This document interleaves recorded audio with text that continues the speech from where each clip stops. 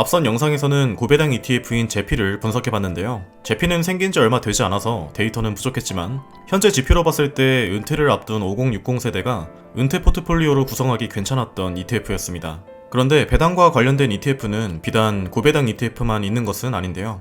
오늘 영상에서 말씀드린 SCHD는 대표적인 배당 성장 ETF라고 할 수 있는데, 아직 은퇴까지 시간이 많이 남은 20대부터 40대까지는 오늘 말씀드릴 배당 성장 ETF에 관심을 가져보는 것도 좋을 것 같습니다.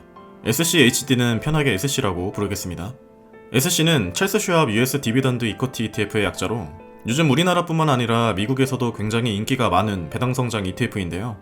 참고로 배당 성장 ETF라는 것은 배당금이 지속적으로 증가하는 특성을 가진 ETF인데, 이 부분은 이따가 배당 관련 지표에서 자세히 설명을 드리겠습니다. SC의 구성 섹터를 한번 보면 SC에서 가장 높은 비율의 섹터는 21.92%를 차지하고 있는 금융주입니다. 금융주 같은 경우에는 은행이나 보험과 같은 종목이 있고, 해당 종목들은 전체적으로 성장률과 배당 수익률이 모두 높은 산업이라고 할 수가 있습니다. 두 번째로 높은 비율은 16.45%를 차지하고 있는 산업재인데요. 산업재도 항공, 철도, 국방, 건설 등 다른 신생회사가 사업하기에는 진입장벽이 조금 높기 때문에 상당히 안정적인 산업군이라고 할 수가 있습니다. 그래서 산업재 같은 경우는 배당 수익률이 괜찮은 종목들이 상당히 많죠. 앞선 영상에서 말씀드린 제피와 다르게 SC의 경우에는 기술주가 16.35%로 상당히 높은 비율을 차지하고 있습니다. 기술주 섹터는 다른 섹터 대비 성장률이 매우 높다는 특성을 가지고 있는데요. 기술주를 구성하고 있는 IT 기업들은 공장처럼 생산 설비나 인력 비용이 상대적으로 덜 소요되기 때문에 성장률이 높고 변동성이 그만큼 크기 때문이라고 이해해 주시면 될 것 같습니다.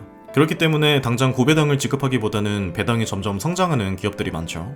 마지막으로 필수 소비재나 헬스케어 섹터에서도 골고루 분산이 잘 되어 있는 것을 볼 수가 있습니다. 그래서 결론적으로 SC 섹터의 특징은 어떤 한쪽에 지나치게 치우치지 않고 섹터별로 잘 분산이 되어 있다는 것으로 이해해 주시면 될 것 같습니다. SC가 보유하고 있는 종목을 보면 통신용 반도체나 클라우드 소프트웨어를 공급하는 브로드컴이 4.54%로 가장 높은 비율을 차지하고 있습니다. 그리고 통신회사인 버라이즌 커뮤니케이션즈가 4.4%, 반도체로 유명한 텍사스 인스트루먼트가 4.13%로 뒤를 잇고 있습니다. 이렇게 가장 많은 비중을 차지하고 있는 종목들을 분석해보면 SC가 어떤 지향점을 가진 ETF인지 바로 알 수 있는데요. 먼저 SC에서 가장 높은 비율을 차지하고 있는 브로드컴의 배당 성장률을 보면 10년 동안 배당이 끊기지 않고 꾸준히 우상향한 것을 볼 수가 있습니다. 배당 성장의 정석이라고 할 수 있는 우상향 퍼포먼스를 보이고 있죠.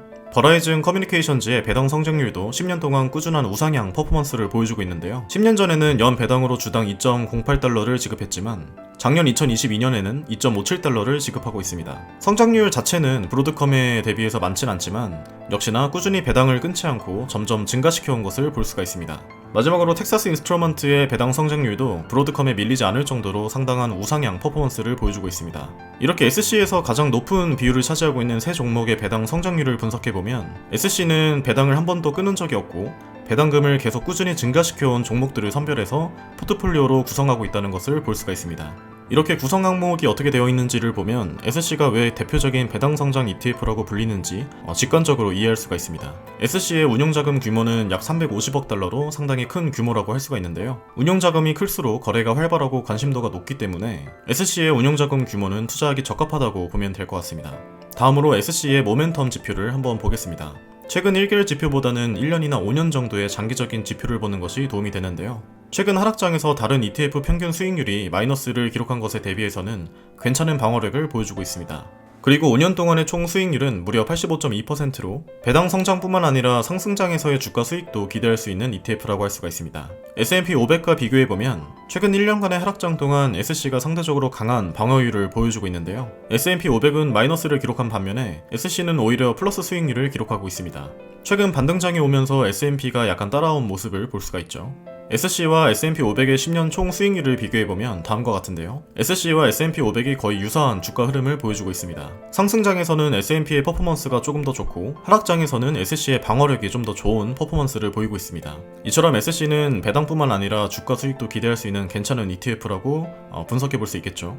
SC의 운용 수수료는 0.06%로 다른 ETF의 평균인 0.48%에 비해 엄청나게 저렴한데요. SC는 패시브 펀드이기 때문에 운용 수수료가 저렴한 것은 맞지만 그 중에서도 SC는 특히나 운용 수수료가 저렴한 장점을 가지고 있습니다. 따라서 SC는 장기 투자를 하기에 최적화된 운용 수수료를 가지고 있다고 볼 수가 있겠죠.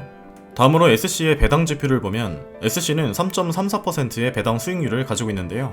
고배당을 원하는 분들께는 조금 낮아 보일 수도 있겠지만 SC의 진가를 보려면 배당 수익률보다는 배당 성장률을 봐야 됩니다. SC는 1년 배당 성장률이 13.9% 그리고 10년 동안 13.7%라는 좋은 퍼포먼스를 꾸준히 보이고 있습니다. 그리고 10년 동안 연속으로 배당금을 올리고 있고 10년 동안 단 한 번도 배당금이 끊기지 않는 이력을 가지고 있습니다. SC의 배당 성장 그래프를 보면 꾸준히 우상향하는 모습을 보이고 있죠. 2013년에 주당 0.9달러를 지급했지만 2022년에는 2.56달러까지 성장했고 코로나 시기에도 배당금을 꾸준히 늘려온 좋은 퍼포먼스를 보이고 있습니다. SC는 3, 6, 9, 12월에 각각 분기 배당금을 지급하고 있는데요. 분기에 따라서는 배당금이 잠깐 떨어질 때도 있었지만 전체 10년치 그래프로 보면 꾸준히 우상향하는 좋은 모습을 보여주고 있습니다. 이런 SC의 배당 성장성은 장기 투자하기에 굉장히 최적화되어 있다고 볼 수가 있겠죠. 그런데 이렇게 생각할 수 있어요. 당장 고배당 ETF를 매수하면 매달 더 많은 돈을 받을 수 있을 것 같은데 굳이 배당 성장 ETF를 매수해야 할 이유가 무엇인지 궁금해하시는 분들이 있을 텐데요. 배당 성장 ETF는 복리 효과를 극대화할 수 있는 투자입니다. 예를 들어서 고배당 ETF인 스파이디와 SC를 비교해보면 다음과 같은데요. 초기 투자금을 0원으로 설정하고 매달 스파이디를 100만원치 매수한다고 가정하면 배당금을 모두 재투자하고 물가 상승률을 고려했을 때 10년 이후에는 달마다 58만원의 배당금을 받을 수가 있습니다. 그리고 20년 뒤에는 매달 187만원을 받을 수가 있고 그리고 30년 뒤에는 매달 487만원을 받을 수가 있죠. 그런데 SC도 동일한 조건으로 계산해보면 10년 뒤에는 50만원, 20년 뒤에는 215만원, 30년 뒤에는 780만원이라는 돈을 매달 받을 수가 있습니다.